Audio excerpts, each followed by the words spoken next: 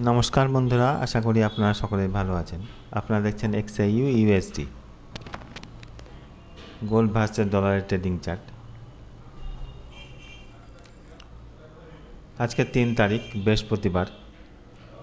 আজকে নিউজ টাইমটা নোট করে নেন। সন্ধে 6টায় ও 7:30টায় হাইলি ইম্প্যাক্ট নিউজ আছে। নিউজ টাইমে আপনারা ট্রেড থেকে বিরত থাকার চেষ্টা করবেন। আসা যাক চার্টে। আমরা ডেলি ক্যান্ডেলে দেখছি। দেখুন, ডেলি ক্যান্ডেলের স্ট্রাকচারাল বেসিসে এখনও সেলেই আমরা আছি। যেহেতু আমি বলেছিলাম 3399, 97, 3400 এই লেভেলটাকে যখন ব্রেক করবে তখন আমরা বাইরে শিফট হব। এই লেভেলটাকে যখন ব্রেক করবে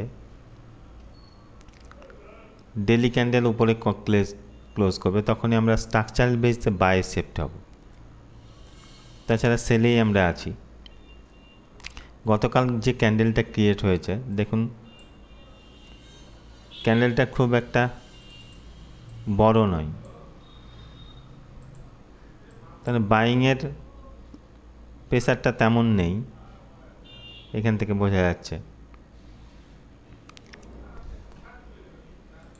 আর H4-এ দেখা যাক। H4-এ আমরা স্ট্রাকচারাল বেসিসে সেলেই আছি। এই যে 3400 এই লেভেলটাকে যখন ব্রেক করবে তখন আমরা স্ট্রাকচারাল বেসিসে বাইরে শিফট হব। H1-এও সেলে আছি। M30-তে কিন্তু বাই আছে। দেখুন এই লোটাকে, এই হাইটাকে ব্রেক করেছে 3350, এই হাইটাকে ব্রেক করেছে।